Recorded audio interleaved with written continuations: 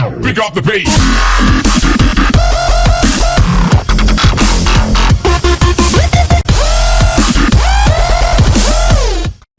Здравейте всички, аз съм Venom 961 и започвам с новата поредица на Minecraft. Другата не съм зарязал епизодите ми с оцеляване, но това ще бъдат просто ти, които да правите в Minecraft или нещо подобно, ще видим как ще го кръстим в клипчето.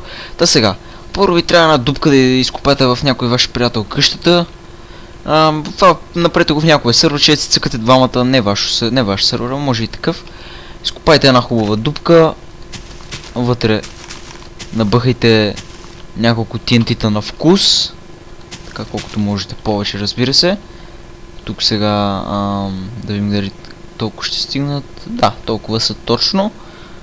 Сложете примерно обсидиан е добре върху тях. Тук може да сложите обикновените си купчета си от къщата. И много важно, един такъв pressure plate. Окей. И слагате нещо, което да го издразне, което би искал да го щупи. Ето това. И като влезе приятеля ви си, нали, седи си така, седи си, влиза се и само... Окей, какъвто шиван гравъл. Я да го щупа. Опа. Мамка му. И приятеля ви си отива. Ха-ха! И това е всичко от мен. Дано да ви е харесало и ще се видим скоро в епизод номер 2. Уху! Pick up the beat.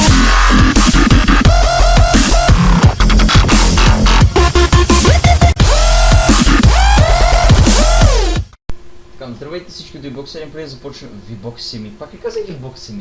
Всички от VBOX 7, преди да започнем с този епизод, искам да ви покажа това интересно село, което го открих при не рандом seed ми, seed, който е Venom или ако се напишете Venom, цъкнете на суперфлат и се обърнете назад и бам!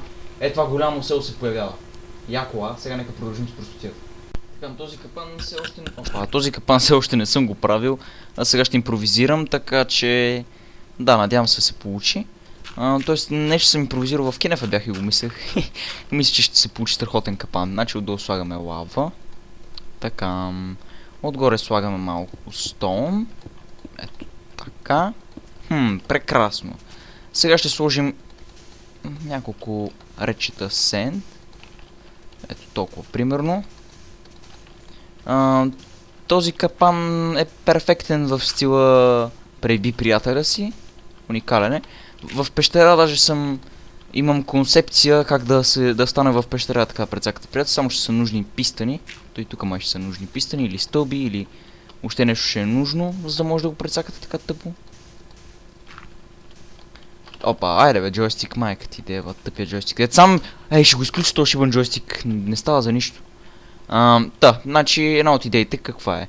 Тук взимате пистани, издърфате го това и го карате приятеля ви да падне, което е малко банално. Другият интересен вариант е, като тази част ще щупим ето така. Сега един пистън тук ще сложим просто, ето, как сега, така ще го направим.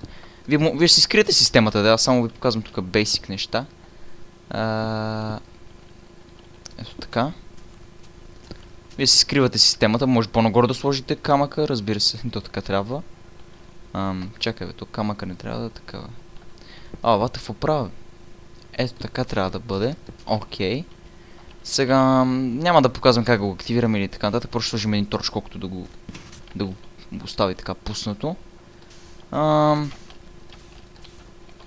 Така, дигаме нагоре всичко. Всъщност тия няма ги дигаме нагоре, просто това ще го издигам по-нагоре, за да може да е горно същото равнище. И какво? Сега, какво сложим отгоре? Значи, ако вашия приятел тръгне да бяга нагоре, да се уверим, че сме сложили лава. Ето така.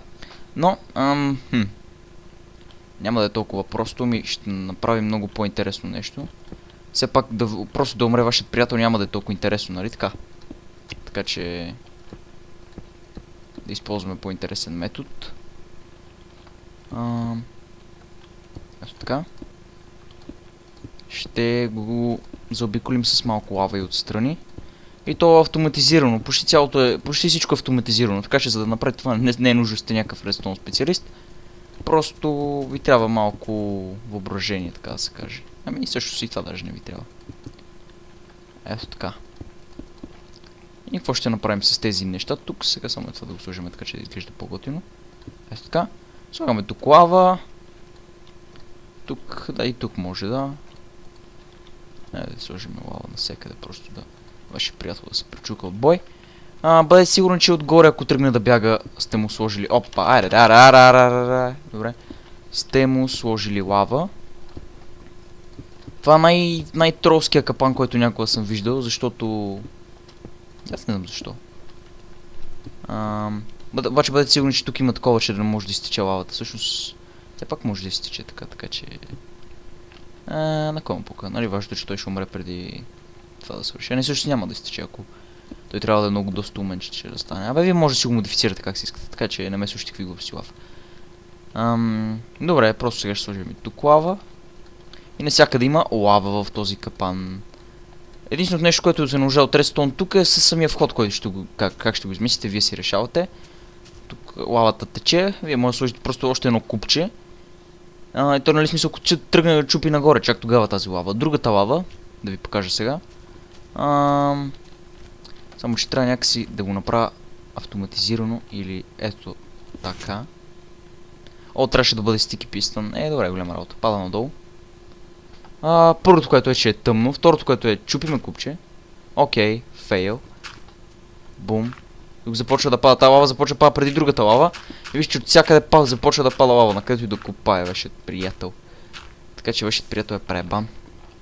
И то доста. И да, като цяло това е капана. Не мога да излеза. Да изкопая нагоре. Още лава. И това е всичко от мен, дано да ви харесва това епизод, че и скоро ще показвам и някои от вашите капани, които вие сте ми дали идея. Сигурно това World е Венома. Супер флат. Чао.